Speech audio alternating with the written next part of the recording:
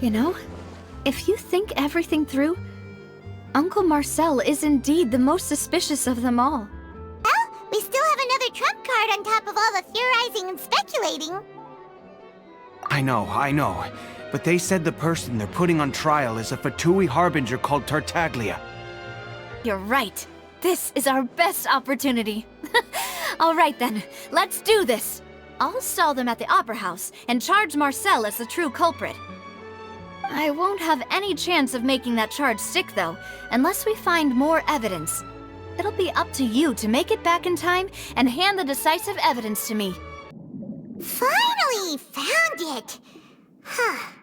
So this is the entrance that leads to the synth production base. It should... You're right. An important place like this is bound to have a ton of protective measures and mechanisms. Navia's probably arguing up a storm right now to stall for us.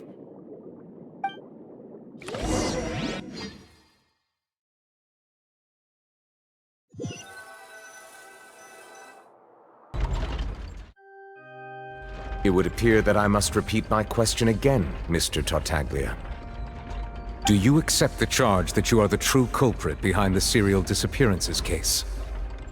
To be perfectly honest, I don't understand your country's complicated court system, or the reason why I'm being charged with something I've never even heard of.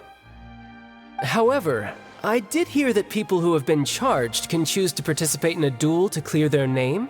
Is that right? In which case, as long as I accept the charge, I can have an all-out fight with that champion duelist Clorend, right? I've got to admit, that's one of the most enticing offers I've ever received. When I privately sparred with her last time, she was obviously holding back. Real disappointing. Hey! Don't you understand? You're currently the prime suspect for a major case. This isn't the place for you to be looking for fights. Oh? Sounds like the Hydro Archon wants to lecture me on the ways of the Opera House. Then why don't you duel me too? I'm the kind of student that learns best in the heat of battle. No. That's not what I meant. Alas, it would appear that communication with the defendant is going poorly, and we have made very little progress. In that case, let me explain everything from the very beginning again. The goal of this trial is to determine the culprit behind the serial disappearances case. That case had nothing to do with him! You've got the wrong man! Huh? What's going on? Why is she interjecting again? I told you it couldn't be one of the Fatui harbingers. Miss Navia, this is the second time you've interrupted the court proceedings. I only tolerated your behavior last time because you were able to provide the court with a key eyewitness. But that was an exception rather than standard court protocol. I can very well charge you with contempt of court for your interjections. Oh, please. Did you ever think I had any respect for this place's pointless theatrics? We can put that discussion aside for now. I'm not here to argue with you. I'm here to charge the true culprit behind the serial disappearances case. And if my charges prove true, then Tartaglia here will be proven innocent by default, correct? Oh, a young lady has charged in and offered to clear my name. How fascinating. Well, I'd gotten half bored to death by all these rules and procedures anyway, so I'll take you up on that offer. So, Your Honor, is there nothing else for me to do now? You may take a seat for now in the audience, but that doesn't mean the suspicions against you have been lifted. Now then, Miss Navia, who is the person you would like to charge instead? That person is... Marcel, the head of Confrérie of Cabrières! Huh? What confrérie? Never heard of them in my life. I've heard of them, but weren't they Spina di Rosula's sister organization? Oh, is this going to be a friends to enemies type situation? Please let me remind you, Miss Navia, that charging someone is an incredibly serious matter. Committing to the charge also means taking on the legal responsibilities associated with it. And if the charge fails, depending on the circumstances, you may also be charged with the crime of making a false accusation. Knowing this, do you still wish to charge this man? Yes, I do. In that case, I declare the charge to be valid. Miss Navia and attorneys, please take your places on the court. Members of the guards, please contact Mr. Marcel right away so that he may stand trial.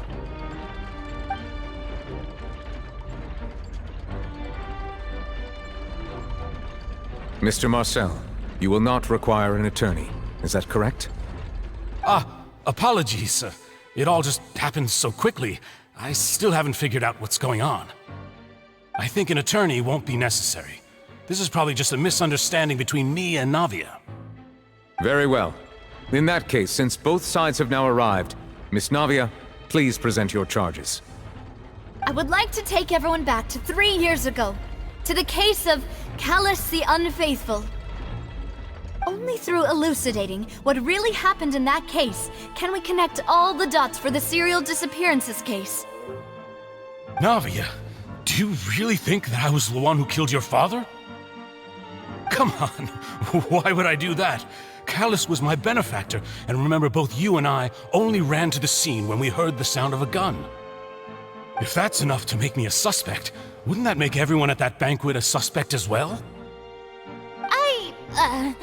I think there's no point in getting into the specifics right now.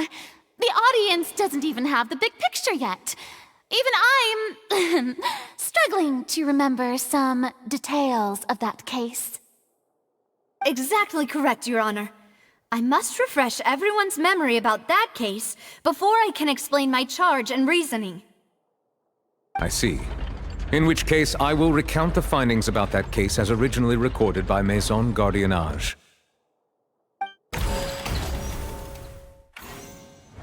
On the day of the murder, Spina di Rosula hosted a large banquet in a countryside estate owned by the Confrérie of Cabrières. During the banquet, all attending guests heard 2 gunshots from the courtyard. When the guests arrived at the scene, they found the primary suspect, Callus, holding a gun, while his acquaintance Jacques lay dead from a gunshot wound. The guards' investigation did not recover any other firearms from the scene. As a result, they concluded that the suspect's first shot must have missed, while the second must have taken Jacques' life. The suspect did not dispute this conclusion, and also declined to defend himself in court. Instead, he chose to prove his innocence through a duel. Callus was defeated by champion duelist Clarande in the ensuing duel, and soon succumbed to the injuries. These are the known facts about the case.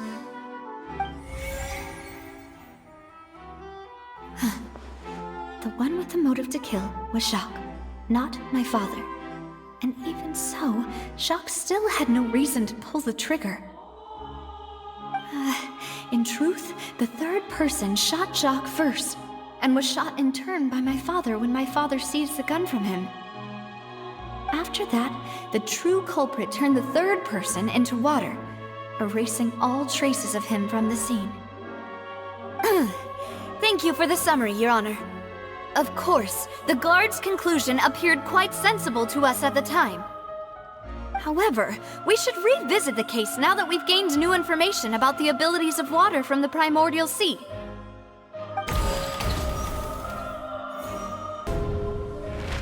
Realizing this, the true culprit caused the hired assassin to dissolve into water, leading everyone to believe Callus was responsible for Jacques' murder.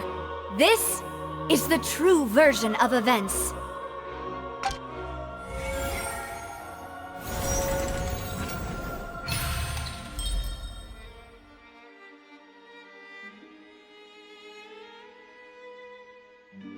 So that's what happened.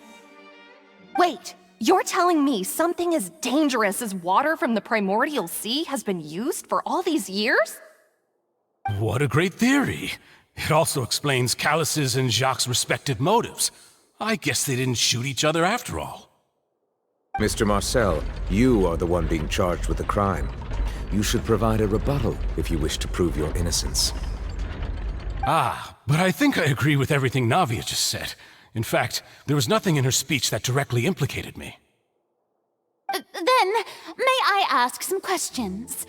In my opinion, we primarily need to determine two things. 1. Do you have the evidence to back up your claims? I'm afraid not. At least not at this very moment. Boo! If you don't have any evidence, you should just go home! I may not have the evidence with me, but I know where I could go to collect it. If we look up the deserted clothes against a record of people who went missing around the same time, we should be able to find a match. Considering the serial disappearances case, the guards probably kept careful records of all missing persons from around that time, regardless of age or gender. That makes sense to me. Monsieur Neuvillette, I would consider this to be a reasonable investigative direction. Why do I feel like Farina's acting a little differently today? Maybe she's scared of embarrassing herself again? Alternatively, she's become more diligent after charging an innocent citizen in the last trial. My second question has to do with the ensuing duel. If the truth is indeed as you described, then why didn't Mr. Callis explain himself in court? If he had testified that a person had been dissolved, he could have at least mounted a defense. I've thought about this too, and the answer is actually pretty simple. He felt there were things that were more important to him. The dissolving power of water from the primordial sea is an important secret for the true culprit of the serial disappearances case. My father could have exposed it for all to see, but he chose to take it to the grave. At that time, Spina di Rosula was in dire straits, and his reputation had already been shattered. He had no guarantee that going forward with the truth would allow the culprit to be brought to justice. What was certain, however, was that it would paint a gigantic target on my back. Boss once told me that Demoiselle had already been selected as the next target of the serial disappearances case. What? If the secret had gotten out, the culprit would have fought an all-out war with Espina right there and then. I wouldn't have been the only one in danger. All of us would have stood to lose our lives. Of course, the guards might eventually figure out the truth of the matter and determine that we were in the right. But what good would that do? How can a hollow verdict protect anyone? Had this opera house ever given my father any kind of confidence in its brand of justice, Spina di Rosula would have had no reason to exist. But by staying silent, we retain the ability to deter our opponents and continue the stalemate. I was able to become Spina di Rosula's president, which made me harder to target, as well as giving me more time to grow and learn. And once I have figured out the truth and stepped up to the challenge, I will do what this opera house cannot, and restore my father's truth and honor back to him. So, you mean to say, your father intended to die in the duelist's ring? That's right. Do you have any proof?